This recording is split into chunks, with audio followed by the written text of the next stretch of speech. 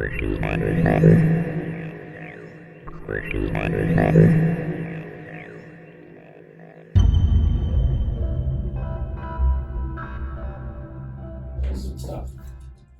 So I wanted to show you that. I'm going to do the stocks story.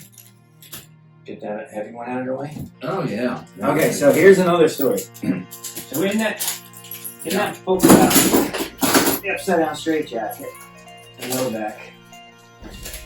Escapes from a Straitjacket by John Novak. He talks about the ankle stocks. Yeah, and I'm not sentimentally overcome. It's just Yeah, my yes, eyes I know. are from allergies.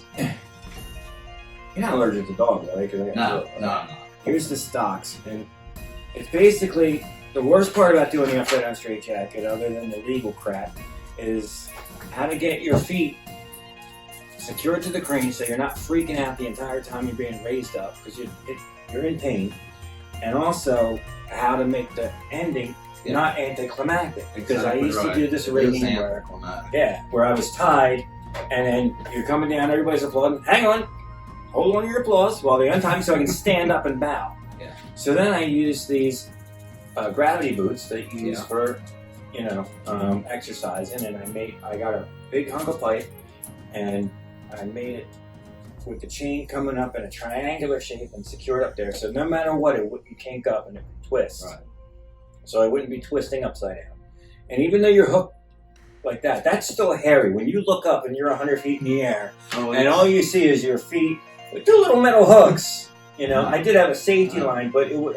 Later on, I measured it, and it would have snapped my spine if I would have fallen. It was like bungee jumping with a solid cord. Yeah. So then, according to John here, Randy came up with the stocks, right? Well, no. With the idea of the stocks. Okay. Well, the way these stocks operate, and we'll show you in a minute, is once you're escape, your feet get locked in stocks, like the old type they use, for the old squares and stuff when they thought we were witches. And then when you got down, as it lowered, you could reach up to these handles, and your body weight would pop open the stocks. Yeah. Your feet would swing down, and you're on your feet. It's beautiful. One of the handles was static, the other one was hooked in there. Okay. Now, I had talked about this before. I can't say 100% undeniably Randy did not come up with, but I know what Randy did. Okay. I even went to his house a couple times, and he told me. Randy told you? Yeah. Okay. And I think it's the upside down straitjacket over Niagara Falls. What he did is he took all the seatbelt, the male ends. Yeah. And he had doubles on leather cuffs that went around his wide leather. Yeah, because it would snap in. Gotcha. The female part of the seatbelt connection was welded to the steel frame. Okay. And what he did was when he would pull on the handles, it would release the seatbelts. Okay.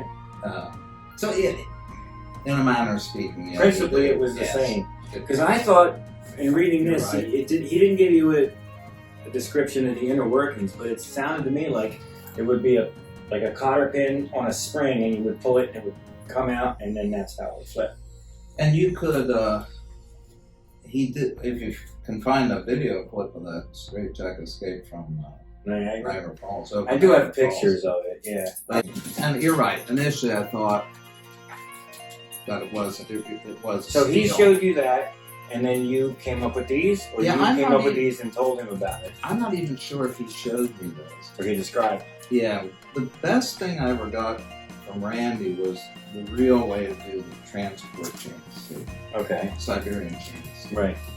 When he showed me this move, I've always used it. Okay. And it's definitely. Is that the one in the Novak thing? Because that's the one I use. It could be. Yeah. Where you sort of wrap it and right. Like that. Yes. Yeah. Okay. Yeah. Randy's the one that showed me that. Okay. But like you weren't he just was describing his rigging for the upside down. Well, I saw it on the clip. He might have showed it to me, but I think he had just said, and I know that some of the stuff I gave him, a couple letters in there. I don't know if he talks about it or not. And I have a piece of paper where I drew out rough drawings of the original plans. Yeah. Yeah, Okay. and I did put them on my phone. So Randy, when he was doing it over in Niagara, wasn't in the ankle stocks that are featured in here that we have. No. Okay, it No, was a he- different rating. He used the seatbelt. The seatbelt. Okay. Yeah. And, So- which is very safe. Yeah. But I just Of course. thought, It's, you know, drop down clean, there's nothing around my ankles. It's just- yeah, it's beautiful. And I've only done it in rehearsals and Yeah. indoors. I mean, I was up in the air and everything, but I haven't had a chance to use them outside yet. I would totally like. That's half the battle right there. Knowing that I'm not going to fall. Yeah. I can concentrate on the presentation. Actually, getting out of the damn straitjacket. What is that? Okay, that's just the the wraparound. Yeah, the wrapper. He shows different ways, and like the one was, I remember Houdini said, you just get newspaper and fold it in the cloth, and Yeah. some of the old escape books. That hurts. it doesn't. No, that's a bad idea. The stocks are the Especially- best because they're comfortable. Yeah, see all the different ways to tie your ankles and all that Yep. stuff. And there's this stop Yep. light And he says, but what are those crazy things that he was using? And then it says, you know, thing. Does he mention Studying seatbelt? Male, female No. seatbelt? Because that's what Randy uses. no, he just says that all he has to do is reach up, grab the handles. As soon as his weight begins to press against the handles, it pops open the stocks. And then there's a small drop to his Yeah, he. door. To the best of my knowledge, Randy never had anything that resembles mine. Okay. He had that steel. Yeah. And this is Dan Stapleton's. Okay, and remember, That was who's the before. guy, Bill Shirk, that used ice Yeah. skates? Mm-hmm. Yeah, and like, I don't know if I want to trust No. ice skates. I mean, I used to play ice hockey, so yeah, I know they're hard to get off, but Yeah. they weren't intended for that. No, they Nothing. Neither with the gravity boots, at least, that was intended to have your body weight hanging off of a bar, and you wouldn't be able to flip over. But what I would do is I did have handles hanging out of the bar, so that when I got down to a certain point, I could lift my legs over it, and the hooks would come off the bar. But then I still had to like walk off stage, Yeah. like I had a load in my pants. You know what I mean? Like I just had to like, yeah, hang on, and then you take them off and all that. Well, if you want to, And I'll show you- mine over here then. When Now, were yours before mine, or did you make mine first? no, mine were Later. Yours, no, mine were the earliest. the ones that you have in this bag. Mm-hmm. Okay. All right. So here's another story. And if this didn't happen to me, I never would have believed it. Yeah, this is quite remarkable. This is unbelievable. So I always wanted those stocks. Experimenting with different ways. I didn't have the woodworking skills and all that to make them, and had no idea. You know, like I even went to some manufacturers around here because in the Lancaster area there's a lot of sheet metal and guys running stuff out of their garage. Nobody, even with the pictures, could Right. come up with it. So I was like, well, the only way to get them is like maybe I'll find a pair somehow. So I'm on Etsy, which I never go on because I'm not really interested in lace doilies or Yeah, tea cozies that somebody crochets or whatever. it floored me when you got Yeah. So I'm on Etsy and I'm typing in handcuffs, thinking, and most of it is like newer stuff or jewelry and everything like that. And I'm like, all right, well, let me try escape artist. So I typed in escape artist. This is the first time I was on Etsy, swear to God. And up pops these ankle stocks. And it says, ankle stock. These are yours. Let me get mine, because mine have a little more interesting thing on them. Well, I have another story behind it. So I see these ankle stocks, and I'm like, oh my God, look, it's got the rigging, it's got the pulley system, everything you need. And here's how they work. See, it even has there's padding in the leather to protect your ankle. And this fits, this is the bottom. This fits attached to the crane. Okay? And your feet are here. And then when you get out, you pull the chain. Which one is it? This one. There we go. Like that. Okay. Well, obviously, yeah. So anyway, you pop out. WD-40. Right. You pop out, and closes on. Very secure. And I'll yours a second. So I got these for $70, okay? And I was like so excited. I'm like, I can't, even if I figured I couldn't use them, but they would be great for the collection. Yeah. So then these things show up, and on the end, this wasn't in the listing. It said, made by Barry Yiengst for John Novak, $9.78. Wow. I was like, holy crap! Not only did I get a pair of, so these weren't just like some guy reading the John Novak book, making a copy of yours. Yeah. You made these things for the dude that wrote the book. I couldn't believe it. So luckily I did have his guy's number, and I texted. But I remember when you contacted me, I didn't believe you. No, I didn't believe me, and I was writing the email. And I didn't. You didn't remember writing that? No. And you don't remember making these for him. But look, it even has like your measurements. Yeah. Because nobody's going to see this, and they don't really care. I mean, it has nothing to do with the escape itself. I see how you did that. Yeah, see the leather's coming up a little bit. I can just get some leather. Well, you got to pull the handle down again. Oh. You'll damage it otherwise. These are ingenious. The mechanism, like, so there's like springs inside of here, I'm imagining, because... Well, the drawing that I gave you, it might even be in here. So anyway, so this is with the wood, so you can tell it's early. I don't know if John had used these, because according to the books, he was like pretty much done with upside down, but he would do it in school gymnasiums. What? So then these are yours, right? No, These came after that. No, these were before. These were before that. All right.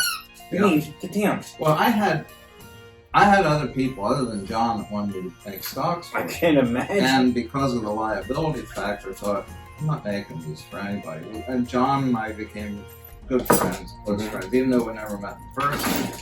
And he said, would you make me a set? I said, well, I'll tell you what, I'll make another set of stocks, but they're not going to work the same as these. Okay. And so I just started drawing and making different configurations. So that's a different principle and operating system than this? This one's actually much easier. Okay. Here's the story on this. Well, let me see how it functions. So you got this hanging this way. You're upside down. This is a static one. Okay. Doesn't do anything. This. I see. That's all it is. It's like a door latch. Yeah. So it's smoother action. And then you just pull it up and that goes back up, right? Yeah. And then it snaps back in. Be careful. Wow. At the time I worked for a printing company. And I took a skid runner. You probably know what those are. Yeah. Like a pallet runner. Yeah. That's what this is. Oh, okay. And then I thought, man, what if it would split? So I took, I think this is 3/8 or plywood on the top. The lucky thing. And I reinforced You should put that on the bottom so you can see it. He's got a lucky charm there. For nobody, like I would put it there so I would focus on it. I think there was some kid wanted me to have this, and I said, you know what, That's cool. I'll pack it. Yeah, if you want another, dab your eyes again because that was a touching story. And everything on here, this was a full piece of steel that I cut out with a hacksaw by hand. Mm-hmm. It wasn't shaped like that. And this is added on. Extra heavy duty bolts. I can tell you were experimenting because you keep adding washers. That's the only way to do it though. Yeah. You can't go to a store and buy this stuff. And this holds this, so I had that secured with a bolt, electric tape. This thing's old. Yours were what, 78? 78, yeah. These were maybe 75, 76. I don't know if it was. I'm not sure. And that's 6 or 7 years before the Novak books even came out. Yeah. So he's mentioning you know what I mean? Yeah. This was just. Why do you have Velcro on the handle? It's a grip. Okay. Something to grip better. And I noticed your handle, the chains are shorter. So you would have to jack the knife up. Yeah. Any reason for that, or you just didn't want to bang it in your knees? I don't remember. It's like, because if you have safety equipment hanging down too far, it gets in the way. So, like I said, I used to use a mountain climbing strap. It's kind of like a seatbelt. So I would tie that around one ankle and tie it off to the rigging. It was too long one time, and it was tangling up in the jacket. So what I started doing was like wrapping a rubber band around. So if I did need it, it would come up with. Yeah, but you got to adapt, and the only way to do it is by learning by doing it. I really used this a lot when I had my tent shell. Yeah. Because I used to run a steel cable up to the main pole, and down it went outside the tent, anchored into a big stake, and I had a winch. No, I had like a U-shaped piece that I put on with extra. It was steel wire is what it was. Right. How would you get raised up? With a winch or lock by and hand? time. By hand. Yeah. Okay, so you and every once in a while, I'd get some guys out of the yard. I said, you get pretty good at picking people, and they might have had a few drinks. And I would look at them, right in the eyes and say, "Look, don't drop." Yeah, I will die. Because a lot of people don't believe that, which I don't understand. Like I did one, I was a crane, and I'm like, no, the most dangerous part is right before I get up, because if you swing wrong and hit your head on the pavement, you crack your neck. Yeah. So you gotta have these guys cradling. Actually, it was in a nightclub. Yeah, that too. Yeah. Because one guy started. He's like, "Oh, my nose is itching," and I'm like, "Wait a second," You didn't want to go like that, because you can fall 3 feet. Yeah, and die. I was doing an assembly in school, high school in Lebanon, and I had that portable rig. Okay. And when it went up, one of the ropes at the bottom of the tripod left loose, and I did come down on my head. Ooh. But I was only like... Okay, good. And of course the kids were all laughing. They thought it was part of the show. So I'm staying in the stocks and almost sitting up and still getting out of the straitjacket. Yeah, but you did it wrong, and it'll snap. And in the book, he says that Manzini used to wear a football helmet. Which I really hope there's footage of that. Because this would have been in the 60s when they first started with the face mask, like Joe Namath and stuff. And he obviously didn't pull the jacket over his head. And Mario, I think Mario was one of the early ones to do fire on the road. Yeah. I met him a number of times and we've corresponded with some pictures in there. Yeah. He was quite the show. Is he still alive? Yeah, as far as I know. Yeah. It's funny because I read like these old escapist magazines and stuff. I was going through them, and he would write a column and everything. He was talking about these shows that he's doing in New York and everything. But it was basically vaudeville, so but it was the 50s and 60s, so there were still vaudeville houses and burlesque and stuff. But a lot of he worked in Coney Island. Probably. And he was a musician too. Yeah, he did an Elvis impersonator. Elvis. So you must have used this dozens of times. I used it a lot of times. Yeah. Did you have another backup set, or did you just make this one for yourself? I mean, I've done it in these stocks at least 50 times. You talk about imitators. There was a guy, I won't mention his name. It's from Yiengst. Yeah, we're going to slag people off, but I'll edit this out. Don't worry about it. And he made up a set, like wood this thick with a screen door, hook on the one side. Oh, good, yeah. The ones are made out of like aluminum that bend. And I obviously never used them because they would have never even taken this weight up. And I remember watching on I forget what. There was a bunch of shows like That's Incredible or Inside Edition or one of them. I have it on VHS tape. Where some guy did the burning rope for a car dealership, and he never timed it. He never tied weights. He never saw what it was like. Never actually lit a match. Nope, didn't have the wire in there. No safety thing. Never tested it, and he was surprised when he fell on his head and got permanent brain damage. You can't just see this crap on TV and go, "Oh yeah, I can do that." And they don't realize Houdini always knew what he was doing. Yeah. He did take risks, but they're calculated. Yeah, they were calculated.